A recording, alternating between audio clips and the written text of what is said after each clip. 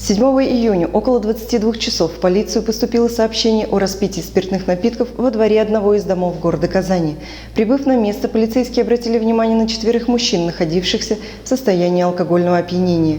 На неоднократные законные требования сотрудников полиции предъявить документы граждане категорически отказались. Один из них начал вести себя агрессивно, ударил полицейского и, повалив его на землю, стал наносить ему удары по голове.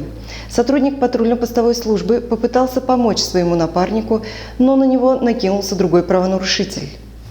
В соответствии с федеральным законом о полиции, полицейский сделал предупредительный выстрел в воздух, на что граждане никак не отреагировали. Тогда полицейский произвел несколько выстрелов по ногам одного из нападавших.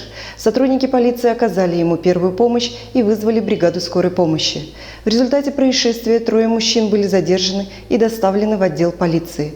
Все они ранее судимы. Зачинщик драки доставлен в больницу с огнестрельным ранением. Один из полицейских госпитализирован с переломом носа. В настоящее время все материалы переданы в Следственное управление Следственного комитета по Республике Татарстан для принятия процессуального решения.